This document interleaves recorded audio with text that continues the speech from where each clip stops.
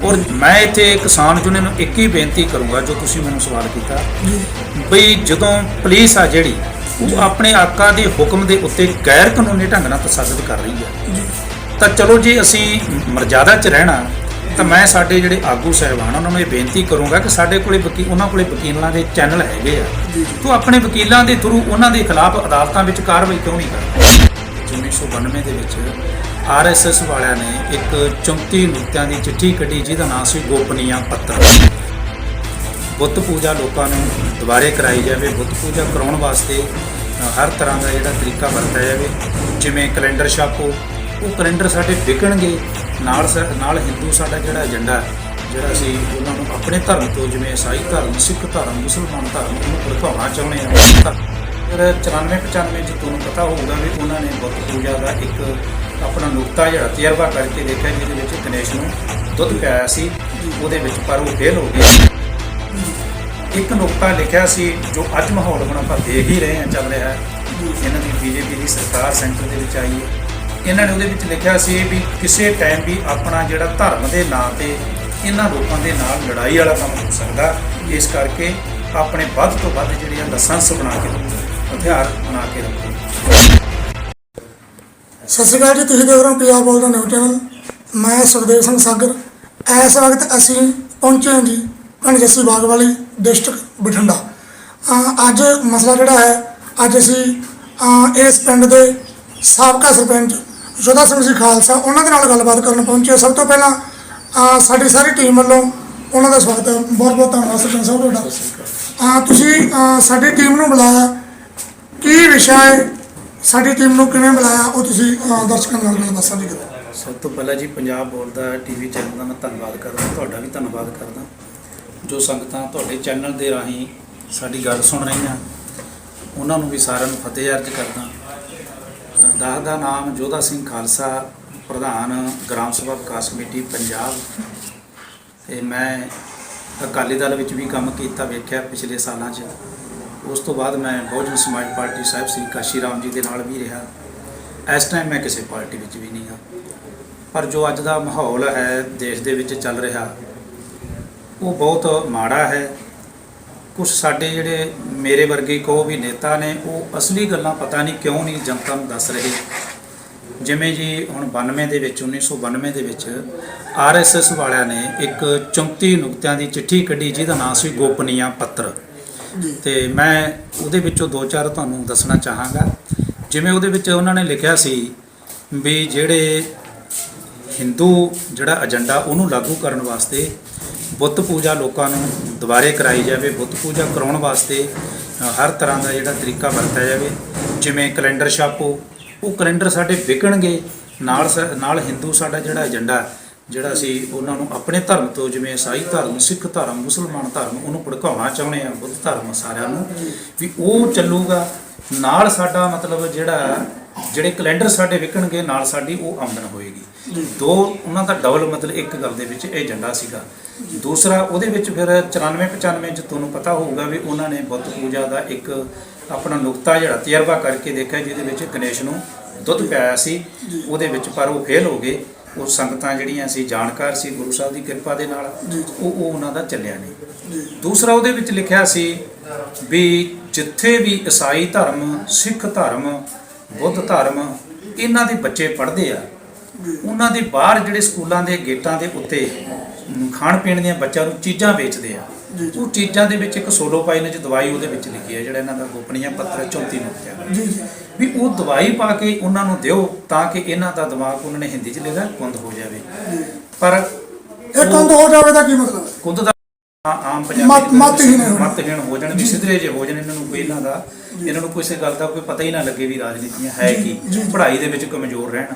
ਇਸੇ ਤਰ੍ਹਾਂ ਉਹਨਾਂ ਨੇ ਉਹਦੇ ਵਿੱਚ ਲਿਖਿਆ ਸੀ ਵੀ ਜਿਵੇਂ ਇਹਨਾਂ ਨੂੰ ਜੂਏ ਸੱਟਿਆਂ 'ਚ ਪਾਓ ਤਾਂ ਕਿ ਇਹ ਆਰਥਿਕ ਪੱਖੋਂ ਕਮਜ਼ੋਰ ਹੋ ਜਾਣ। ਇੱਕ ਨੁਕਤਾ ਲਿਖਿਆ ਸੀ ਜੋ ਅੱਜ ਮਾਹੌਲ ਹੁਣ ਆਪਾਂ ਦੇਖ ਹੀ ਰਹੇ ਹਾਂ ਚੱਲ ਰਿਹਾ ਹੈ। ਇਹਨਾਂ ਦੀ BJP ਦੀ ਸਰਕਾਰ ਸੈਂਟਰ ਦੇ ਵਿੱਚ ਆਈ ਹੈ।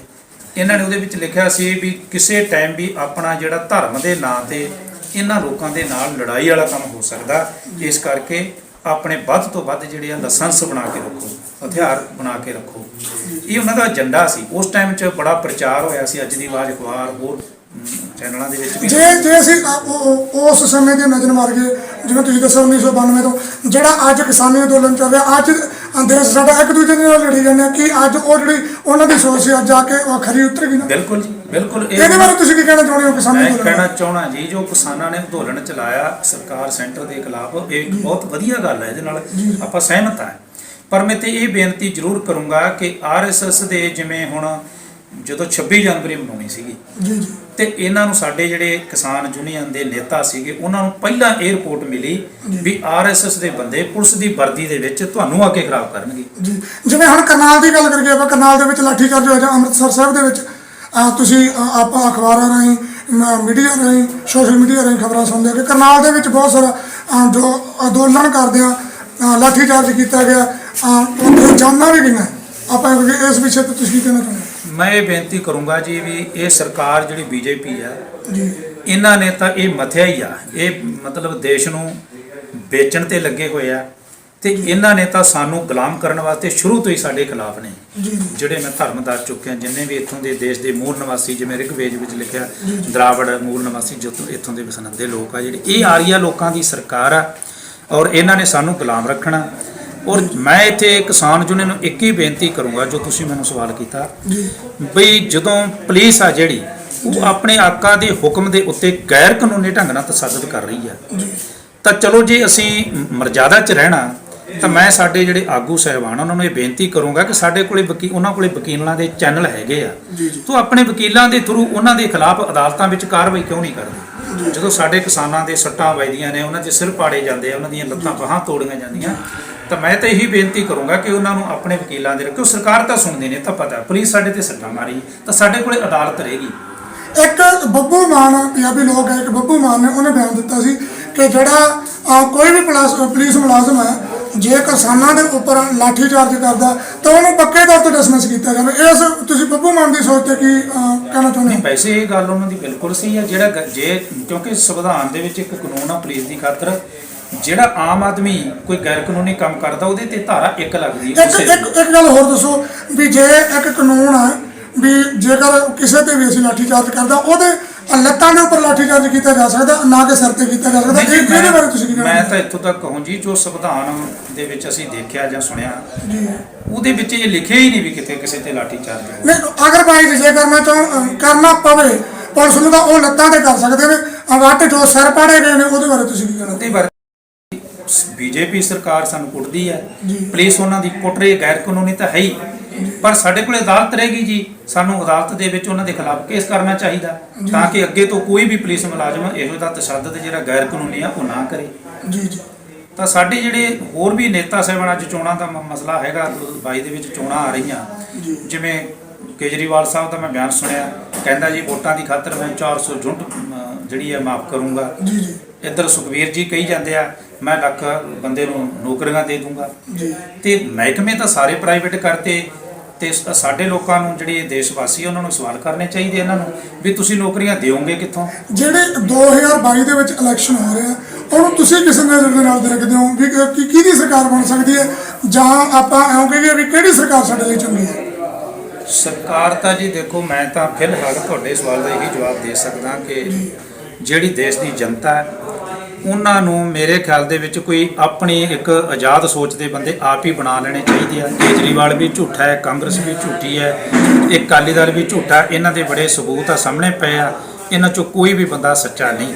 ਪਰ ਜੇਕਰ ਜਨਤਾ ਇਹ ਨਹੀਂ ਕਰ ਸਕਦੀ ਤਾਂ ਮੈਂ ਤੁਹਾਡੇ ਚੈਨਲ ਦੇ ਮਾਧਿਅਮ ਰਾਹੀਂ ਇਹੀ ਬੇਨਤੀ ਕਰੂੰ 2022 ਦੇ ਇਲੈਕਸ਼ਨਾਂ ਨੂੰ ਕਿ ਲੋਕ ਇਹਨਾਂ ਨੂੰ ਇੱਕੋ ਹੀ ਸਵਾਲ ਕਰਨ ਵੀ ਸਾਨੂੰ ਹਾਈ ਕੋਰਟ ਦੇ ਵਿੱਚ ਐਫੀਡੇਵਿਟ ਦਿਓ ਵੀ ਕਿਹੜੀ ਪਾਰਟੀ ਇਹ ਯਕੀਨ ਦਿਵਾਉਂਦੀ ਆ ਵੀ ਅਸੀਂ ਜਿਹੜੇ ਬਿਜਲੀ ਦਾ ਮਹਿਕਮਾ ਜਿਹੜਾ ਫੇਲ ਕਰਤਾ ਉਹ ਫੇਲ ਕਿਉਂ ਹੋਇਆ? ਕਿਉਂਕਿ ਇਹਨਾਂ ਲੋਕਾਂ ਨੇ ਖੁਦ ਹੀ MLA, ਮੰਤਰੀ, DC ਅਫਸਰ, ਜਿੰਨੇ ਵੀ ਵੱਡੇ ਵੱਡੇ ਲੋਕ ਆ, ਇਹਨਾਂ ਨੇ ਕਰੋੜਾਂ ਰੁਪਈਆਂ ਦੇ ਬਿੱਲ ਨਹੀਂ ਬਿਜਲੀ ਦੇ ਭਰੇ, ਜਿਸ ਕਰਕੇ ਮਹਿਕਮੇ ਨੂੰ ਕਮਜ਼ੋਰਤਾ ਦਿਖਾਈ ਜਾਂਦੇ ਆ, ਪਰ ਇਹ ਨਹੀਂ ਦੱਸਦੇ ਆ ਵੀ ਮਹਿਕਮਾ ਹੋਇਆ ਕਿਉਂ। ਜੇ ਉਹ ਸਾਰੇ ਦੇ ਸਾਰੇ ਬਿੱਲ ਭਰਨ, ਮਹਿਕਮਾ ਤਕੜਾ ਹੋਵੇ ਤਾਂ ਲੋਕਾਂ ਨੂੰ ਰੁਜ਼ਗਾਰ ਵੀ ਮਿਲੇ। ਤਾਂ ਇਹਦੇ 'ਚ ਠੇਕੇਦਾਰੀ ਸਿਸਟਮ ਜਿਹੜਾ ਖਤਮ ਹੋਣਾ ਚਾਹੀਦਾ, ਇਹਨਾਂ ਦੇ ਬਿੱਲ ਭਰਾਉਣ ਤੇ ਮਹਿਕਮਾ ਠੀਕ ਹੋ ਜਾਊਗਾ।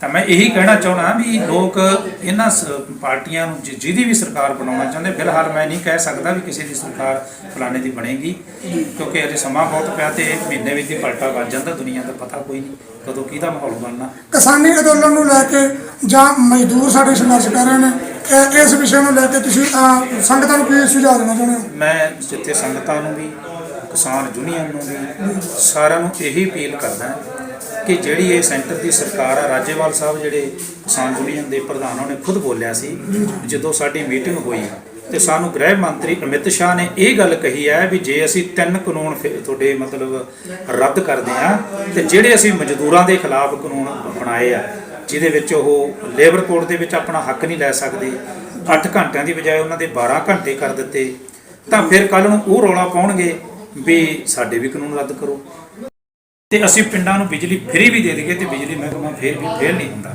ਇੱਥੇ ਕੈਪਟਨ ਸਾਹਿਬ ਦਾ ਤਾਂ ਪਹਿਲੇ 5 ਸਾਲ 'ਚ ਵੀ ਚਿਹਰਾ ਦਿਸ ਗਿਆ ਸੀ, ਪਰ ਹੁਣ ਵਾਅਦਿਆਂ ਇਹਦੇ ਝੂਠੇ ਵਾਅਦਿਆਂ ਦੇ ਵਿੱਚ ਲੋਕ ਫੇਰ ਆ ਗਏ। ਜੇ ਅਸੀਂ 3 ਕਾਨੂੰਨਾਂ ਦੀ ਗੱਲ ਕਰੀਏ, ਜਦੋਂ ਦੇ 3 ਕਾਨੂੰਨ ਮਤਲਬ ਲਾਗੂ ਹੋਏ ਆ, ਸਾਡੇ ਸਾਰਾ ਦੇਸ਼ ਹੀ ਐਂ ਕਹਿ ਲਈਏ ਵੀ ਪਛਲ ਹੋ ਰਿਹਾ, ਤੇ ਜਿਹੜੀਆਂ ਆਉਣ ਵਾਲੀਆਂ ਵੋਟਾਂ ਦੇ ਵਿੱਚ ਸਾਨੂੰ ਪਾਰਟੀਆਂ ਗੱਠਜੋੜ ਕਰਦੀਆਂ ਨਜ਼ਰ ਆ ਰਹੀਆਂ, ਇਹਦੇ ਬਾਰੇ ਤੁਸੀਂ ਕੀ ਕਹਿੰਦੇ? ਦੇਖੋ ਜੀ, ਇਹ ਪਾਰਟੀਆਂ ਦਾ ਤਾਂ ਸਿਰਫ ਵੋਟਾਂ ਨਾਲ ਹੀ ਮਸਲਾ ਹੈਗਾ। ਮੈਂ ਤਾਂ ਪਹਿਲਾਂ ਵੀ ਤੁਹਾਡੇ ਸਵਾਲ ਦਾ ਜਵਾਬ ਦੇ ਚੁੱਕਿਆ ਵੀ ਲੋਕਾਂ ਨੂੰ ਇਹਨਾਂ ਨੂੰ ਸਵਾਲ ਕਰਨੇ ਚਾਹੀਦੇ ਆ। ਹੁਣ ਐਫੀਡੇਵਿਟ ਇਹਨਾਂ ਦੇ ਹਾਈ ਕੋਰਟ 'ਚ ਲੈਣੇ 'ਚ ਜਿਹੜੀ ਵੀ ਪਾਰਟੀ ਨਾਲ ਕਿਸੇ ਨੇ ਜੁੜਨਾ, ਮੈਂ ਇਹ ਨਹੀਂ ਕਹਿੰਦਾ ਵੀ ਫਲਾਣੇ ਨਾਲ ਕੋਈ ਜੁੜੇ, ਮੇਰਾ ਕਿਸੇ ਪਾਰਟੀ ਨਾਲ ਕੋਈ ਤਾਲੁਕ ਨਹੀਂ। ਮੈਂ ਸਿਰਫ ਆਪਣੇ ਦੇਸ਼ ਵਾਸੀਆਂ, ਪੰਜਾਬ ਵਾਸੀਆਂ ਦੇ ਭਲੇ ਦੀ ਗੱਲ ਕਰਨ ਵਾਸਤੇ ਆਪ ਜੀ ਦੇ ਨਾਲ ਇਹ ਬੇਨਤੀ ਕਰ ਰਿਹਾ ਤੇ ਚੈਨਲ ਦੇ ਥਰੂ ਲੋਕਾਂ ਨੂੰ ਅਪੀਲ ਕਰ ਰਿਹਾ ਵੀ ਇਹਨਾਂ ਦੀਆਂ ਗੱਲਾਂ 'ਚ ਨਾ ਆਉਣ, ਕਿਉਂਕਿ ਪਿਛਲੇ 9-10 ਮਹੀਨਿਆਂ ਤੋਂ ਚਲੋ ਕਿਸਾਨੀ ਸੰਘਰਸ਼ ਚੱਲ ਰਿਹਾ ਤੇ ਇਹ ਪਾਰਟੀਆਂ ਨੇ ਇਕੱਠੇ ਹੋ ਕੇ ਕਿਸੇ ਨੇ ਵੀ ਰਾਸ਼ਟਰਪਤੀ ਨੂੰ ਮੰਗ ਪੱਤਰ ਨਹੀਂ ਦਿੱਤਾ, ਇਹਨਾਂ ਦੇ ਐਮਪੀਆਂ ਨੇ ਜਾਂ ਆਪਣੇ ਪਾਰਟੀ ਲੈਵਲ ਤੇ, ਵੀ ਇਹ ਜਿਹੜੇ ਆ ਵੀ ਗਲਤ ਆ। ਸਾਰਾ ਦੇਸ਼ ਜਿਹੜੇ ਬੀਜੇਪੀ ਸਰਕਾਰ ਦੇ, ਸੈਂਟਰ ਸਰਕਾਰ ਦੇ ਖੜਾ ਹੋ ਗਿਆ ਖਿਲਾਫ, ਪਰ ਇਹ ਜਿੰਨੀਆਂ ਵੀ ਪਾਰਟੀਆਂ, ਚਾਹੇ ਉਹ ਕਾਂਗਰਸ ਆ ਚਾਹੇ ਕੋਈ ਵੀ ਆ, ਜਿਹੜੀਆਂ ਸੈਂਟਰ ਲੈਵਲ ਤੇ ਹੀ ਕਹਿ ਲਓ, ਤੇ ਇਹਨਾਂ ਚੋਂ ਕਿਸੇ ਨੇ ਵੀ ਰਾਸ਼ਟਰਪਤੀ ਨੂੰ ਜਾ ਕੇ ਮੰਗ ਪੱਤਰ ਨਹੀਂ ਦੇਣ ਦਾ ਯਤਨ ਕੀਤਾ। ਵੀ ਸਾਰਾ ਦੇਸ਼ ਇਹਦੇ ਉਲਟ ਹੋਇਆ ਪਿਆ ਤੇ ਸਰਕਾਰ ਹੀ ਭੰਗ ਹੋਣੀ ਚਾਹੀਦੀ ਆ। ਮੈਂ ਤਾਂ ਇੱਥੋਂ ਤੱਕ ਬੇਨਤੀ ਕਰੂੰਗਾ ਕਿ ਸਾਡੇ ਲੋਕਾਂ ਨੂੰ ਹੁਣ ਇੱਕ ਅਪੀਲ ਹੋਰ ਕਰਨੀ ਚਾਹੀਦੀ ਆ।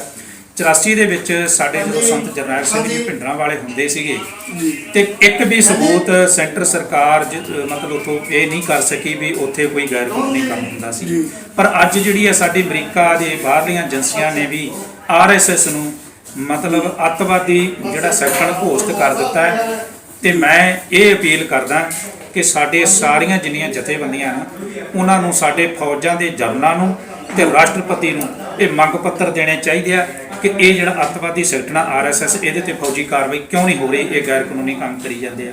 ਇਹਨਾਂ ਨੇ ਮੁਸਲਮਾਨਾਂ ਨੂੰ ਵੇਖੋ, ਜਦੋਂ ਸ਼ਹੀਨ ਬਾਗ ਦੇ ਵਿੱਚ ਉਹਨਾਂ ਦਾ ਧਰਨਾ ਲੱਗਿਆ, ਉੱਥੇ ਕਿੰਨੇ ਬੇਹੱਥੇ ਲੋਕਾਂ ਨੂੰ ਮਾਰਿਆ, ਇਹ ਸਾਰੇ RSS ਦੇ ਬੰਦੇ ਸੀ, ਸਾਰੇ ਗੁੰਡੇ ਸੀ।